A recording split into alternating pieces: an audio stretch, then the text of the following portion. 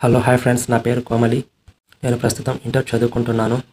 మా ఇంట్లో నేను, మా తమ్ముడు, అమ్మ, నాన్న ఉంటాం. మాది అద్దెకు ఉన్న ఇల్లు మాత్రమే.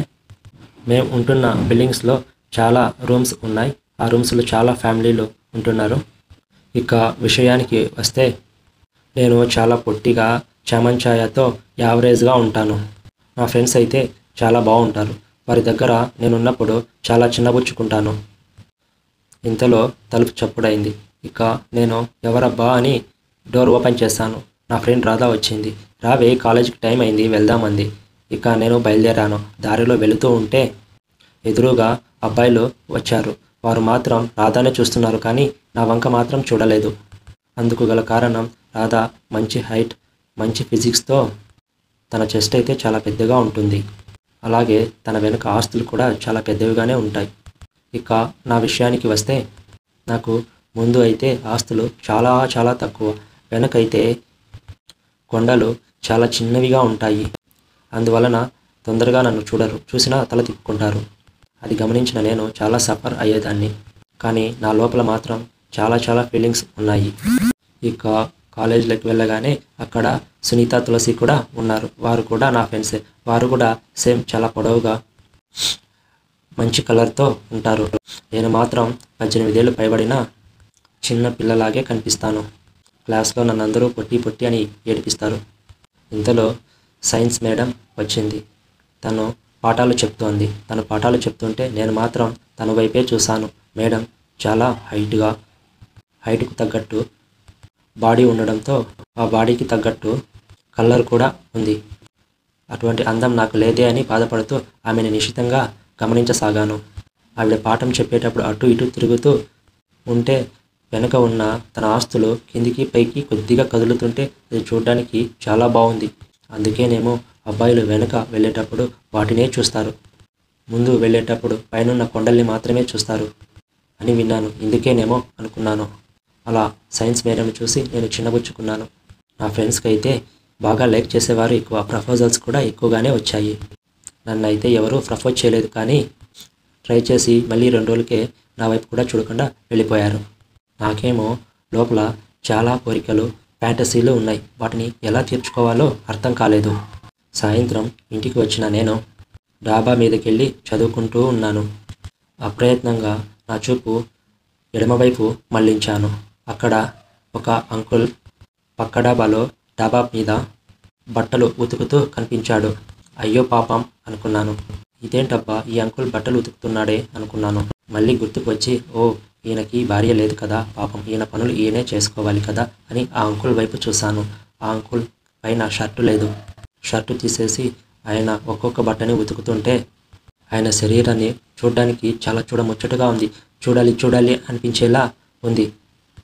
ఆయన ఎదపై, ఒంటిపై చిక్కగా వెంట్రుకలు ఉన్నాయి. అలా ఎవరికో కొందరికే ఉంటాయి. ఆ వెంట్రుకలను చూస్తే మళ్ళీ మళ్ళీ చూడాలి అనిపించేటట్టు ఉన్నాయి. ఆ వెంట్రుకల వైపే చూస్తూ ఉండిపోయాను. ఆ అంకుల్ మాత్రం ఇవేమీ ఎరుగనట్టు తన పని తను చేసుకుంటున్నాడు. మరికొద్దిగా కిందికి చూశాను. ఆయన పెద్ద డ్రాయర్ మాత్రమే వేసుకుంటున్నాడు. అలా కూర్చొని బట్టలు ఉతుకుతున్న ఆయన డ్రాయర్లో నుంచి ఆయన తమ్ముడు పెద్దగా అనిపించాడు. నేను నా చూపుని అటువైపే తిప్పి ఉంచాను. అప్పుడు గమనించగా ఆయన తమ్ముడు బుసలు కొడుతున్నాడని అర్థమైంది. ఆయన అలా వేగంగా బట్టలు ఉతుకుతూ ఉంటే ఆయన శరీరం మొత్తం కూడా కదులుతోంది. ఆ శరీరంతో పాటు యుద్ధానికి సిద్ధం ఉన్నట్టు కూడా ఆయన తమ్ముడు ఊగిపోతున్నాడు. అయ్యో పాపం, భార్య లేక ఇన్ని పాటలేమో అనుకున్నా నేను. మళ్ళీ ఆయన డ్రాయర్ వైపు చూశాను. అక్కడ డ్రాయర్లో కదలాడుతున్న ఆయన తమ్ముడిని చూసి నాకు మళ్ళీ చూడాలి చూడాలి అనిపించేటట్టు అనిపించింది. అటే చూస్తూ ఉండిపోయాను. అక్కడ దృశ్యం ఎలా ఉంది అంటే, ఒక బట్ట లోపల బల్లి పడితే అది గిలగిలా ఎలా కొట్టుకుంటుందో అలా ఉంది. అలా చూస్తూ ఉండగా నాకు మరింత ఇంట్రెస్ట్గా చూడసాగాను. మరింత కొద్దిగా కళ్ళు పెద్దవి చేసి చూడసాగాను. అప్పుడే ఆయన పని ఆయన చేసుకుంటున్న ఆ అంకుల్ సడన్గా నా వైపు చూశాడు. అప్పుడు చూస్తున్న నేను గమనించేసరికి కొన్ని సెకండ్లు లేట్ అయింది. ఆలోపే అంకుల్ నేను ఎక్కడ చూస్తానో గమనించేశాడు. ఒక్కసారిగా అంకుల్ వైపు చూసి నేను కళ్ళు పెద్దవి చేసి కొద్దిగా వణుకు కూడా వచ్చింది. ఈలోపు అమ్మ కోమలి అని ఒక కేక వేసింది. నేను ఆ కేక వినగానే అటువైపు వేగంగా పరిగెడుతూ వెళ్ళిపోయాను. వెళుతూ స్టెప్స్ దిగుతున్నప్పుడు నేను నా కుడివైపుకు చూస్తే ఆయన నా వైపే చూస్తూ ఉన్నారు. కిందికి వచ్చిన నన్ను అమ్మ గమనించి ఎందుకే వణుకుతున్నావు అంది. ఏం లేదమ్మా అన్నాను. చేతిలో పుస్తకం కూడా కొద్దిగా వణుకుతోంది. నువ్వు పిలవగానే వేగంగా స్టెప్స్ దిగి వచ్చాను, అందుకే ఇలా వణుకుతున్నాను అంది. సరేలే, చీకటి పడుతోంది, ఎన్ని పనులున్నాయి చూడు, ఇవన్నీ చక్కబెట్టు అంది. మీ నాన్న వచ్చే టైం అయింది అంటూ అమ్మకు అన్ని పనుల్లో చకచకా సహాయం చేశాను. ఈలోపు రాత్రి 8 అయిపోయింది. ఇక నేను, అమ్మ, తమ్ముడు, నాన్న కలిసి భోజనం ముగించేసి ఇక నిద్రపోదాం అని అనుకుంటుండగా నాకు సాయంత్రం జరిగిన సంఘటన గుర్తుకొచ్చింది. ఆ అంకుల్ గుర్తుకు వచ్చారు. ఒకసారి చూద్దామని బయటకు వచ్చి అటు ఇటు చూశాను, కనిపించలేదు. అయినా చీకట్లో ఎలా కనిపిస్తారులే అనుకొని నేను మళ్ళీ లోపలికి వెళ్ళాను. మాది రెంటిల్లు కావడం వల్ల చాలా చిన్న ఇల్లు, బెడ్రూమ్ కూడా లేదు. ఒక రూమ్లో కిచెన్, ఒక రూమ్లో హాల్ మాత్రమే ఉంటుంది. హాల్లో నేను, తమ్ముడు మాత్రమే పడుకుంటాం. కిచెన్లో అమ్మ నాన్న పడుకుంటారు. ఎప్పుడు నిద్రపోయాను ఉన్నట్టుండి ఏదో అలికిడవుతున్న శబ్దం వచ్చి నాకు మెలకువ వచ్చింది. కళ్ళు తెరిచి నేను కొద్దిగా గమనించసాగాను. ఆ శబ్దం మరేదో కాదు, వంటగదిలో అమ్మా నాన్న ఆట ఆడుకుంటూ కష్టపడుతున్నారు అని.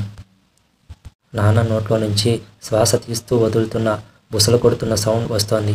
అమ్మ నోట్లో నుంచి సున్నితంగా శ్వాస శబ్దంతో పాటు చిన్నని మూలుగులు వచ్చాయి. అప్పుడప్పుడు గుసగుసలాడుతున్నారు.